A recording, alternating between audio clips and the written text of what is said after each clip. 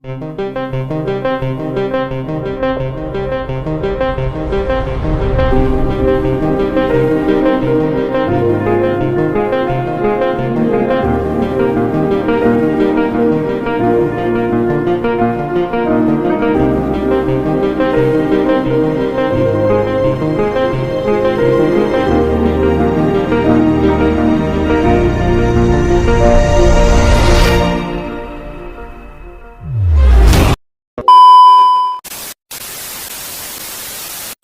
sebuah kampung kecil di pinggiran kota Salatiga, hiduplah Darmini, seorang ibu berusia 45 tahun yang sederhana. Ia dikenal baik oleh tetangga, sering membantu tetangga yang kesusahan, dan sabar menghadapi hidup. Namun di balik kesederhanaan itu, Darmini menyimpan luka yang tak terlihat. Suaminya, Rukman, pria 50 tahun yang keras kepala, sering melampiaskan kemarahannya kepada istri dan anak. Awalnya, tidak ada yang tahu karena Darmini pandai menutupinya. Namun semakin lama, luka-luka lebam di wajahnya tak lagi bisa disembunyikan. Warga mulai curiga, meski Darmini hanya tersenyum dan berkata dirinya jatuh saat bekerja. Anak perempuannya, Nisa, yang baru duduk di taman kanak-kanak, sering terlihat murung. Tangisnya yang tertahan setiap kali ayahnya pulang dari bekerja menjadi tanda betapa berat beban yang harus dipikul anak sekecil itu. Darmini sebenarnya sudah berulang kali ingin pergi meninggalkan rumah, tapi ikatan pernikahan dan ketakutannya akan omongan masyarakat menahannya. Ia hanya bisa pasrah, berharap suatu hari suaminya berubah. Namun kenyataan berkata lain, keberingasan itu semakin menjadi-jadi. Rukman dulunya pria yang rajin bekerja sebagai buruh bangunan. Tetapi sejak beberapa tahun terakhir, ia kehilangan pekerjaan tetap. Hasilnya, ia sering pulang dalam keadaan mabuk setelah menghabiskan hari di warung. Darmini selalu mencoba mengingatkannya, tapi bukannya mendengarkan, Rukman malah naik pitam. Piring, gelas, bahkan kursi pernah melayang di rumah kecil mereka. Suatu malam, ketika Darmini sedang menidurkan Nisa, Rukman pulang dengan wajah merah padam. Bau alkohol menyengat hidung. "Kenapa uang belanja habis lagi?" "Hah," bentaknya. Padahal uang itu sudah dipakai untuk kebutuhan dapur dan membayar sekolah anak.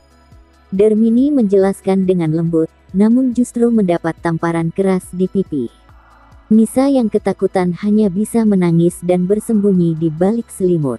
Namun suara tangis itu malah membuat ayahnya semakin marah. "Diam kau!" teriak Rukman sambil menendang pintu kamar. Malam itu menjadi awal mula trauma mendalam bagi Nisa.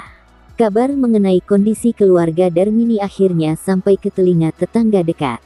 Mbok Sarmi, seorang janda tua yang tinggal di sebelah rumah, sering mendengar suara teriakan dan tangisan. Ia ingin membantu, tetapi Darmini selalu menolak ketika ditanya. "Saya baik-baik saja, Mbok," katanya dengan senyum terpaksa.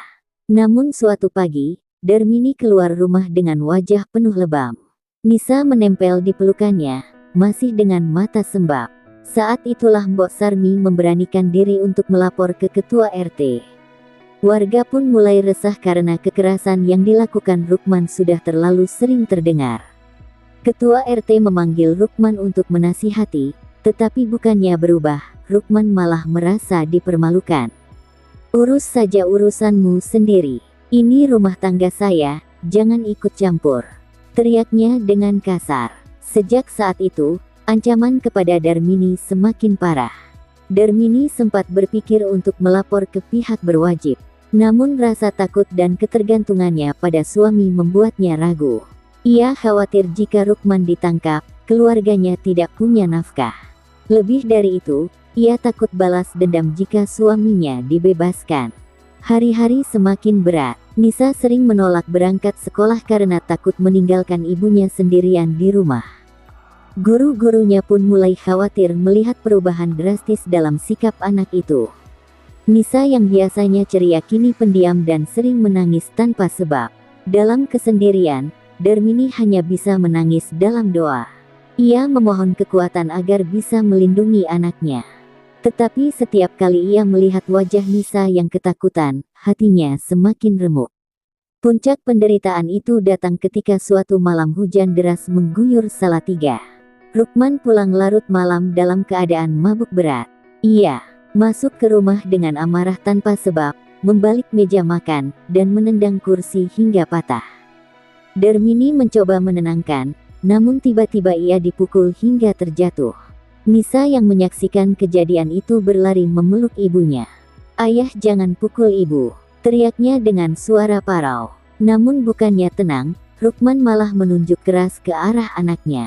"Diam kau, dasar anak tak berguna," bentaknya. Itulah malam ketika warga akhirnya turun tangan. Beberapa tetangga mendengar kegaduhan dan segera mendobrak pintu rumah. Mereka melihat Darmini tergeletak dengan wajah lebam, sementara Nisa menangis histeris dalam pelukan ibunya. Keesokan harinya, Darmini dibawa ke puskesmas terdekat untuk mendapatkan perawatan. Nisa pun dijaga oleh tetangga yang peduli. Pihak RT bersama beberapa tokoh masyarakat kemudian menghubungi polisi untuk melaporkan kasus KDRT tersebut. Rukman sempat melawan ketika polisi datang menjemputnya.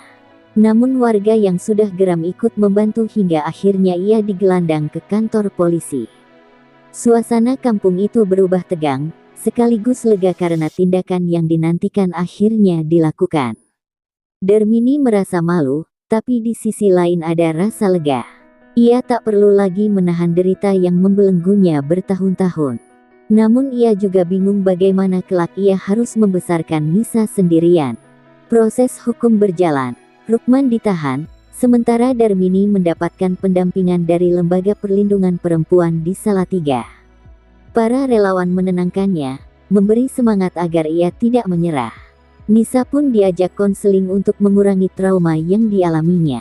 Meski berat, perlahan Darmini mulai bangkit. Ia kembali bekerja sebagai penjual jajanan di pasar. Warga sekitar justru semakin mendukung, banyak yang membeli dagangannya untuk membantu. Nisa pun perlahan tersenyum kembali meski masih sering terbangun dari mimpi buruk. Di pengadilan, kisah pilu Darmini menjadi perhatian. Hakim akhirnya menjatuhkan hukuman kepada Rukman atas tindak KDRT yang dilakukannya. Bagi Darmini, itu bukanlah akhir penderitaan, melainkan awal perjalanan baru. Ia harus belajar menjadi ibu sekaligus ayah bagi Nisa. Malam-malam penuh tangisan tetap ada, terutama ketika Nisa menanyakan ayahnya. Dengan sabar, Darmini menjelaskan bahwa ayahnya sedang dihukum karena kesalahan. Tetangga pun mulai menghargainya lebih, tak sedikit yang menawarkan bantuan pekerjaan atau menjaga Nisa ketika Darmini harus ke pasar. Lingkungan yang dulu hanya bisa melihat dalam diam kini berubah menjadi pelindung. Darmini sadar, kekuatan seorang ibu bukan hanya soal menahan sakit, tetapi juga keberanian untuk melindungi anaknya. Seiring berjalannya waktu, Nisa kembali ceria. Di sekolah, ia mulai bergaul lagi dengan teman-temannya. Gurunya pun sering memberi perhatian lebih, memastikan anak itu tidak merasa sendirian. Darmini melihat putrinya mulai pulih, dan itu menjadi sumber kekuatan terbesar baginya. Sementara itu, Rukman menjalani hukumannya dengan penuh penyesalan. Dari balik jeruji, ia sempat menulis surat meminta maaf, meski Darmini belum sanggup membalas. Baginya, luka itu terlalu dalam, meski pintu maaf suatu hari mungkin terbuka. Kisah keluarga ini menjadi pelajaran bagi warga kampung tentang pentingnya tidak menutup mata terhadap kekerasan rumah tangga. Akhirnya, Darmini benar-benar berdiri di atas kakinya sendiri. Ia tak lagi hanya menjadi korban, tetapi seorang penyintas yang mampu bangkit. Kisahnya menyebar ke berbagai penjuru Salatiga sebagai inspirasi bagi banyak perempuan lain yang senasib. Nisa tumbuh dengan cinta dan perhatian ibunya, meski tanpa figur ayah di sisinya. Namun ia tahu, ibunya adalah sosok paling kuat yang pernah ada. Mereka berdua belajar melanjutkan hidup dengan luka yang perlahan sembuh. Dari tragedi itu, lahirlah sebuah harapan bahwa setiap perempuan berhak hidup tanpa kekerasan, setiap anak berhak tumbuh dalam kasih sayang, dan setiap keluarga bisa bangkit meski pernah hancur.